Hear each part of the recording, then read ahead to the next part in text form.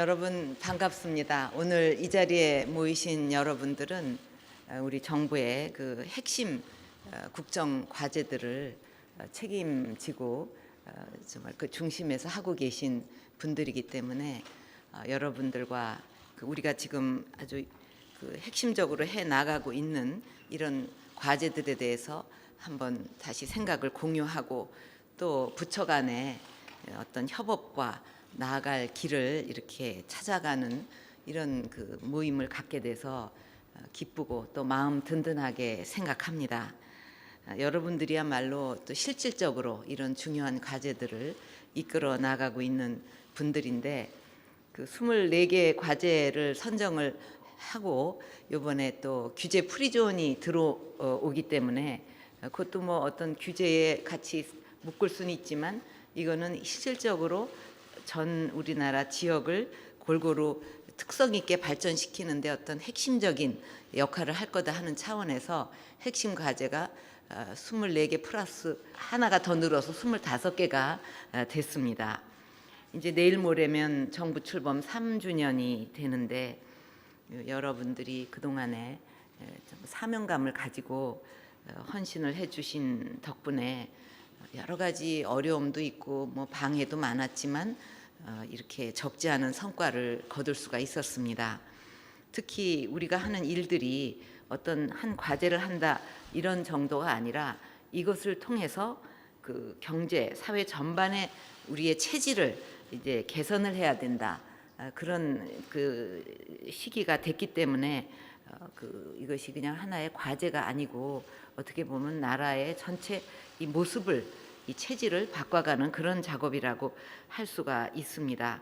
특히 우리 경제 활력을 회복하고 또 청년 일자리를 창출하기 위해서 4대 개혁 과제에 역량을 집중해 왔는데 공공개혁 분야에서는 공무원 여러분들의 협조로 공무원 연금 개혁을 이루어내서 올해만도 1조 5천억 원, 30년간 185조 원의 재정을 절약하게 됐습니다.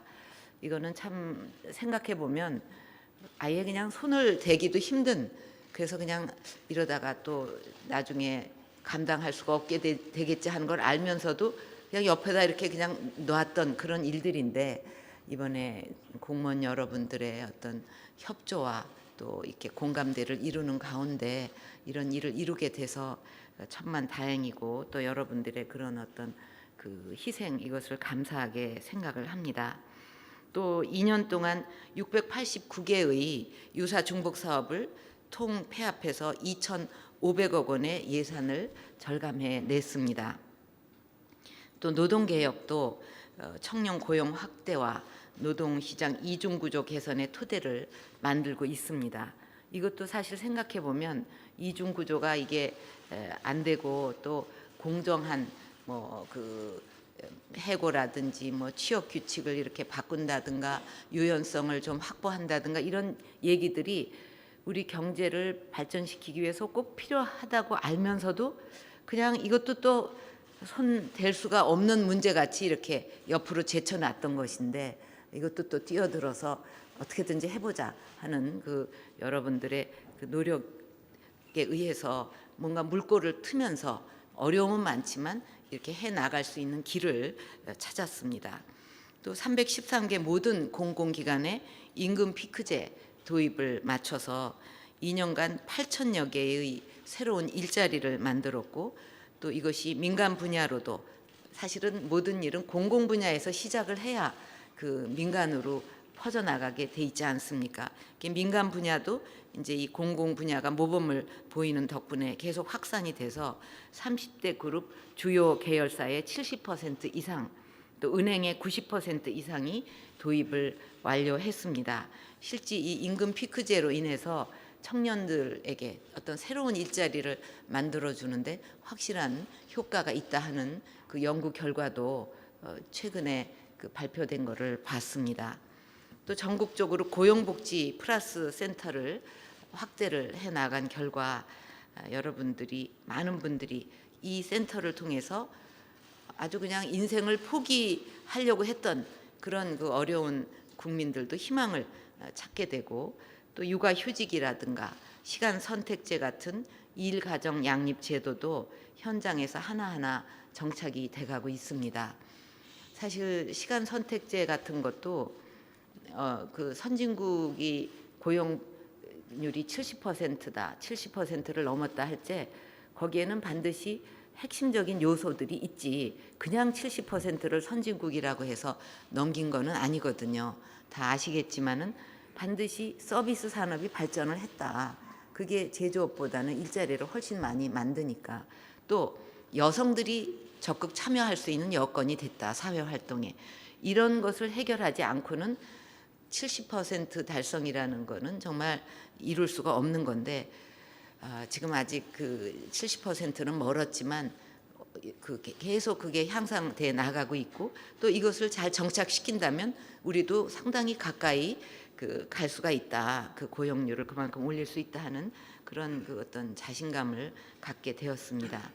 또 중학교 자유학기제 도입을 통해서 그 학생들의 꿈과 끼가 살아나는 이제 교실을 만들어 가고 있는데 우리 학생들이 창조 경제를 지금 우리가 표방하고 또 이 창조성이 중요하고 이런 얘기를 하면서 신산업, 융합산업 이런 것이 이제 우리의 미래 먹거리다 이런 얘기를 하면서 우리 학생들은 교실에서 오로지 왜 공부하냐 하면은 입시를 위해서 한다.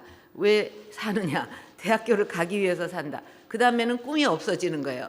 그 학교를 들어가고 나면 그런 우리 젊은이들한테 어떻게 그 창의성과 그 역량 발휘를 기대할 수가 있겠습니까? 그래서 이거는 학생들의 행복 교육을 위해서도 그렇고 또 우리 미래의 우리 경제라든가 모든 면이 발전하기 위해서는 그런 그 자기가 뭐를 해야 되고 자기 진로가 뭐고 내 꿈이 뭐고 내가 뭐를 이루고 싶다 이런 것을 그런 마음을 갖고 있는 젊은이들을 키워야 되는데 그 물꼬를 튼 것이 또 자유학기제다. 그렇기 때문에 여기에 우리가 정말 이것이 제대로 정착되기 위해서 지금까지 얘기한 것도 그렇지만 하나하나 정성을 들일 필요가 있는 과제들입니다. 이 24개가. 또 현재 그 5천여 개 민간 기업이 일학습 병행제에 참여하고 있고 공공기관을 중심으로 해서 NCS 기반 채용 제도도 이렇게 그 도입이 늘어나면서 교육 현장에서도 좀 긍정적인 변화가 일어나고 있습니다. NCS 기반으로 해서 채용하는 문제도 처음에는 그게 되겠냐 하는 그 비관적인 그런 견해가 많았는데 직무 능력 개발도 하고 뭐 여러 가지로 노력하면서 시행착오를 겪어가면서 이것도 이제 그 어떤 능력 중심의 사회로 가는 데에 어떤 역할을 해 나가고 있다고 생각이 됩니다. 금융 분야 개혁도 이제 가시적인 성과들이 나오고 있는데 처음에는 금융 개혁도 이것도 또 사실은 그냥 손댈 수가 없는 이거는 별로 우리나라에서는 해봤자 성과를 낼 수 없다 이렇게 거의 포기하다시피 했던 걸로 그 분위기를 기억을 합니다. 근데 하니까 되잖아요 우리나라에서도. 그래서 처음에는 국민들도 금융개혁하면 먼 내 일로 생각하고 내 생활하고는 전혀 그 관계가 없는 걸로 이렇게 생각을 했는데 인터넷 전문은행 예비인가를 하고 또 계좌 이동 서비스 뭐 비대면 실명 확인 같은 이런 그 핀테크 서비스가 출현을 하니까 이제 국민들도 핀테크 뭐 인터넷 전문은행 이런 걸 통해서 이게 그 뭔가 그 금융개혁이라는 게 이런 거구나 하고 이제 감을 잡아가고 있습니다. 또 금융회사들도 이렇게 자꾸 새로운 기술로 이렇게 발전해 나가다 보니까 스스로 경쟁하고 혁신을 하지 않으면 이 도저히 그 생존해 나갈 수 없다 하는 그런 자각이 들어가지고 이제 열심히 또 노력하는 동기가 부여되고 또 28조 원 규모의 기술 금융이 낮은 금리로 중소벤처 기업에 공급이 돼서 우리 산업에 새로운 활력을 더하고 있습니다. 창조 경제 추진에 있어서도 처음에는 뭐 세 가지 대한민국의 미스테리 중에 하나가 창조 경제다. 도대체 창조 경제가 잡히지도 않는 이게 뭐냐 하고 이제 뭐든지 새로 뭐가 시작할 적에는 그렇게 되는 것 같아요. 좀 그 잘 알지 못하니까 또 그래서 창조 경제에 대해서도 뜬금없는 그런 얘기다 했는데 지금 이제 17개 전국 시도에 창조경제혁신센터가 구축이 됐고, 이걸 통해서 그 지역의 창업 혁신의 그 거점으로 자리를 잡으면서 그 짧은 기간 동안 1,267억 원의 투자를 이미 유치를 했고 578개 창업 기업을 보육하는 성과를 이루어냈습니다. 이번에 그 스페인에서 세계적인 그 박람회가 있지 않습니까? 거긴 우리 창조경제혁신센터에서 길러낸 그런 아주 훌륭한 경쟁력 가진 그 벤처 기업들도 또 참가를 해서 당당하게 실력을 겨루고 있습니다. 또 문화창조융합센터와 문화창조벤처단지를 중심으로 해서 문화창조 융합벨트 구축도 착착 진행이 돼서 융복합 콘텐츠 사업화와 문화벤처기업 육성에 물꼬를 텄습니다. 또 에너지 신산업 육성, 이것도 24개 과제 중에 하나고, 또 농수산업의 미래성장 산업화, 이것도 이제 24개 과제 중에 하나인데, 그때 이제 각 부처의 의견도 모으고 또 대통령인 제가 직접 그 에너지 신산업 육성 하나 꼽고 또 농수산업 미래성장 하나 꼽고 이렇게 하나하나 그냥 그 대충 한 게 아니라 정말 그 꼭 필요한 거라고 해갖고 24개를 꽂은 기억이 나기 때문에 이 하나하나를 달성시킨다는 것이 상당히 그 애착이 가는 일도 됐고, 또 지난 그 작년에도 여기에 그 집중한 여러분들도 이것이 그냥 해도 되고 뭐 안 해도 되고 이런 생각을 가진 분은 여기 없을 거라고 생각합니다.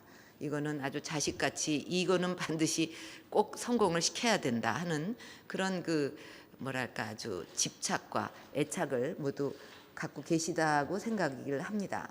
틀림이 없겠죠. 예, 그런 열정이 있어야 일이 이루어지지 뭐 돼도 그만 안 돼도 그만 해갖고 되는 일은 이 세상에 없습니다. 근데 에너지 신산업 육성이라는 것은 어떻게 보면 우리 발등에 떨어진 불이에요. 그러니까는 기후 변화에 대해서 이제 세계가 그 어떤 합의를 그 탄소 배출을 감축하기로 했기 때문에 이거는 이제 의무 사항이 됐고, 단순히 의무 사항이라 하는 것이 아니라 이거야말로 이제 앞으로 미래의 큰 신성장 동력이다. 왜냐하면 앞으로 자연히 저탄소 시대로 갈 수밖에 없는데, 이 지금은 이제 발전소를 앞으로는 발전소를 만들거나 차를 수출하거나 무슨 일을 해도 탄소를 많이 배출하는 거는 환영받을 수 없게 되거든요.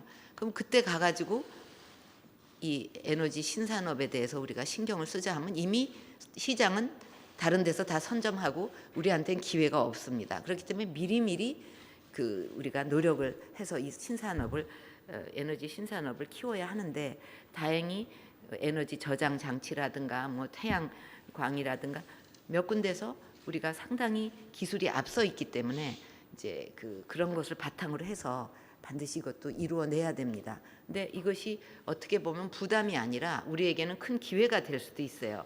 석유가 없다, 뭐 가스도 없고 뭐 그 보존 자원이 별로 없는 나라에서 이거는 태양은 어느 나라에나 공평하지 않습니까? 그 자원이 없는 우리에게는 우리가 기술로서 어떤 에너지를 만들어낼 수 있으니까 대한민국으로서는 기회일 수도 있죠. 우리가 생각하는 방향에 따라서. 또 농수산업 같은 경우도 항상 FTA를 하거나 그럴 때 애로점이 우리 어업인들은 우리가 또 피해를 입는 거 아니냐 해갖고 항상 그 힘들게 생각을 했는데, 이제는 우리 어업인들도 자신감이 붙기 시작을 했습니다.